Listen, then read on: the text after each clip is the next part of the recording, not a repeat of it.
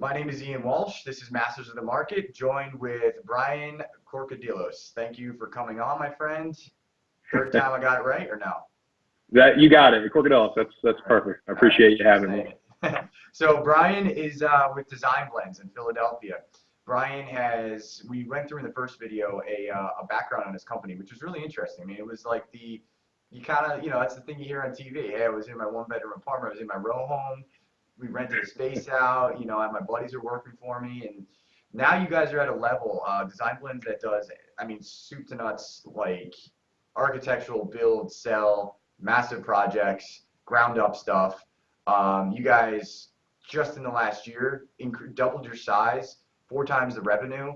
You got 25 employees working with you, who all sound. I mean, you have a great appreciation for them, so you have a great culture over there. Yep. So you guys are moving, and I mean, I've seen you guys around. I've definitely seen you guys, like, we have crossed paths multiple times, and you're just in the circles where everybody seems to exist. Yep. So with that said, you also get to give a perspective on the market, and we were just talking about when we both got in. So usually in this series, I like to talk, or this episode, I like to talk about where we were, where we are, where we're going. And you and I got in the market, I guess, right around the same time, 2008. The world was ending, and you and I said, "Hey, let's go into real estate," right? Like, looking back, Yeah. you're like, I don't really, we stumbled into it, right? I don't really know. We just stayed with it. I was sitting in architecture school at Philadelphia University, watching some of my professors getting laid off from the profession. Oh, laid So off. that's how I was And feeling. lose their houses, most likely, right? It was crazy. I don't know about the house loss, but I know a lot of people that lost their houses and a lot of people that went under in that recession. Me too. Me too. And so explain what you see from your perspective. I personally have never got into ground up development, the stuff that you guys do, so it's pretty interesting to me. Explain, like, maybe the difference of when you got out, and I know now where you guys are today, you're so far advanced from where you were 10 years ago, but you can reflect on those moments to say, oh, this was this 10 years ago that I didn't see it the same way, Yeah. and so forth. So explain where we were, where we are, and where you think we're going. Yeah. So back in '08, so I obviously I went to college for a 5-year bachelor's of architecture. So I was in school from '08 to '13. I remember freshman year in '08 going, oh, we should go down to South Street. Like, let's take a trip to South Street. There's some, fun places like a hookah lounge or something, right? We can go down. I remember, like, getting dropped off at, like, 16th and South and going, like, what the fuck? Right? Like, where am I? It doesn't, I can't, why would we go here? I remember walking, and it wasn't until we got to, like, 6th and South where you were, like, felt comfortable, like, wow, there's stuff going on. But, like, South Street, even back when I remember there, it was like, it wasn't that great. Nah. But now you can't buy anything on South Street. It's like, it's massive overpriced. I'm sure the appreciation is doubled. I don't know the figures on it, but I know the area well, and there's just brand new construction. There's apartment buildings. There's lots of renovations going on in that area, and it's appreciated well, and it's super desirable. That Graduate Hospital, west all the way through Point Breeze is a super desirable neighborhood to live in. So what do you see? So you got to see it come up, and obviously that was your first experience with Philadelphia when you were in 2008. But, like, explain where you think we are now in the cycle. Explain where you think we're going from your perspective as seeing development. Like, you see it through a different lens than a lot of people. So explain how your eyes see it. Yeah, so obviously, so our architectural department, our business, 95% of what we do is client-based and 5% is our own development. So then for the 95% of what we're doing, I said this on the other podcast, we have over 150 units of construction, or residential construction in various forms, in apartment buildings, condos, ground-up new homes throughout Philadelphia zip codes. So I can tell you, in going through the permitting process over and over, there's at least a couple years out worth of projects that are in the pipeline that we currently have in our office.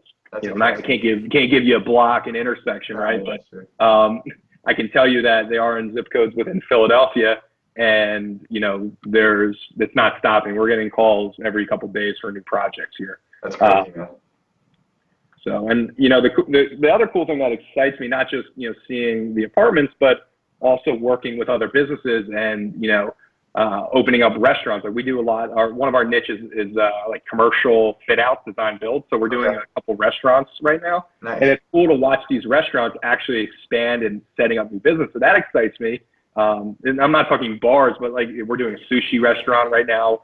We're doing a ramen bar. We're doing a doggy daycare, which is really cool. Okay. So it's like you see these new businesses coming and setting up, which is only catering to these new, apartments and new construction homes that are coming and popping up in every zip code of the city. Yep. So I don't, my gut tells me everyone, I have mentors of mine, and trust me, I take it very heavily when a mentor of mine has been doing this since before I was born, tells me, have cash available, be ready, it's coming.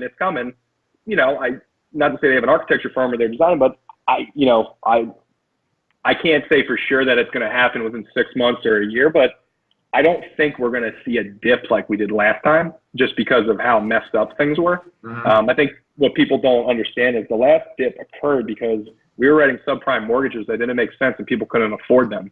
I have a 25-person company, and for me to get a mortgage on my $400,000 house, they saw just about everything below my pants. You know what I mean? So they're making it very difficult for people to get into houses now. And it's a good thing, I think, because it's setting up that the market's not going to crash and people are going to be able to afford the real estate they're living in for a long period of time. Yeah. So I think there's a lot of factors that are going to play into this.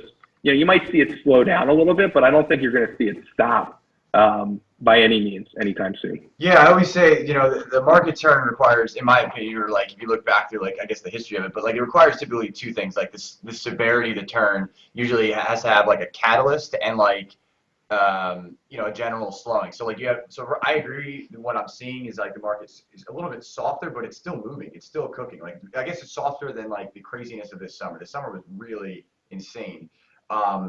But it didn't like fall off a cliff. What it would take to fall off a cliff, in my opinion, would be something catastrophic. And the last time it happened, once every 100 years, not only was the catastrophic incident something that happened, it was catastrophic in our industry. So it was like the mortgage-based industry in the real estate industry. So it just lit it on fire. Whereas like you might have like anything could happen, right? We got a president that might be impeached, right? So something like that could incite the markets a bit, but it wouldn't it's not doubling down against real estate.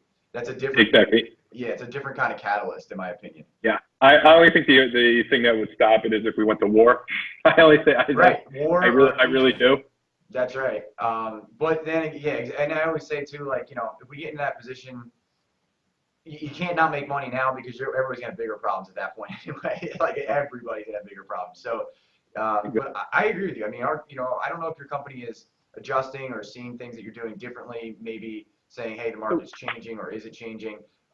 We change a little bit, but we don't stop lending. Like, we don't stop business. There's no, One of the things I can say, too, is to keep in mind, too, and trust me, I wasn't, fully invested. I'm 10 years into real estate, 5 years of my education and 5 years out of it, dealing with it now. One of the things I can say when I studied the last recession, what stopped, right? Everyone was like, oh my God, it tanked. But if you looked at home prices that were 250 and below and home prices that were 650 and above, there wasn't much affected there. Mm-hmm. That's true. The upper middle class is what got slammed. Correct. And the other thing that excites me about Philly, we have a couple clients. I don't know if you guys have seen this on your end, or maybe some people listening. The city releases these things called land banks, where they put them up for auction. Well, essentially, they're not even for auction. They give them out for free, but you have to present a plan in order to do it. We've won 2 of them. I don't know how many they've released fully, but we've won 2 of them for clients. And the cool thing about it is the city, gives you the land essentially, but you need to be able to sell them at an out sale of, I believe, $249 or $250 per home, which is a task in itself to be able to build and sell for that.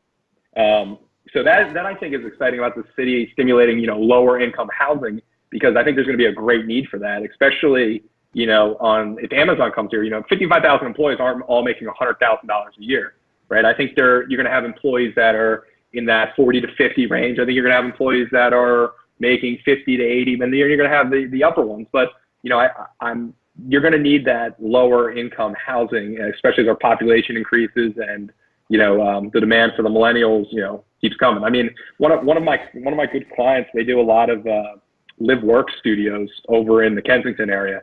And I can tell you that millennials these days will live in just about anything.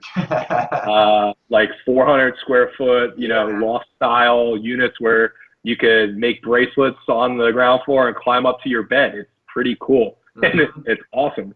So I just think this new, you know, economy, this new information age that we're in, and just how people perceive the world is very different than what a lot of people were used to in the past. Agreed. And I think people are willing to live with a lot less, which means we don't necessarily need $450,000 homes for everybody. I think, you know, that lower income market will be a heavy emphasis on Philadelphia real estate in the next 5 years here. I agree, man. I like that. I like your perspective. So I was, I mean, people watching this. So Brian is one of the, and I said in the first video, he's a sharp guy. I always say, like, I learned this from the last cycle, the way I got into it, that like I watched guys that were kind of, you know, in the beginning of 2008, 2009, they really weren't much. I was friends with them. They had a couple properties, and then now near this point, a lot of them have gone into the 7 figures, right? And I go, oh, now I look back at certain guys now, and I go, okay, now I can spot a guy that's going to be or continues to be a big name moving into the next cycle and so forth through this cycle. There's a couple guys I pointed out. You're one of those guys that your name, you have a good name now, but continue to watch out for you guys over the next 5 to 10 years. It'll be something special, and you have that kind of, you know, at least I can spot that from 10 years ago. I didn't know then, but I know now when I look at these guys, I go, oh man, I mean, for 10 years you had like 6 rental properties back then. You made, you know, $1.5 million this year. I was like, but I realized back then there was talent there, just hadn't been fully formed yet. So, but Brian, I appreciate all your time, man. I appreciate you coming on, and let's go Amazon for sure. I'm in. And HQ, let's go. Let's go. And how do people contact you, though, man? You got a great firm, great thing going, good guy. How do people contact you? Yeah, I would, if you can reach out on our website at www.designblendz.com with a Z at the end of it. We own the S too, in case you mess it up, but you can reach out to us on our website. Go to the Contact Us button at the top right. I see every one of those forms that comes through. And if I'm not answering it, the person who needs to be answering it will be to you within 24 hours.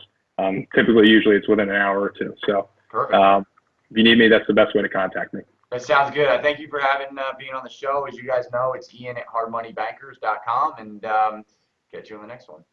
Great. Thanks, Ian.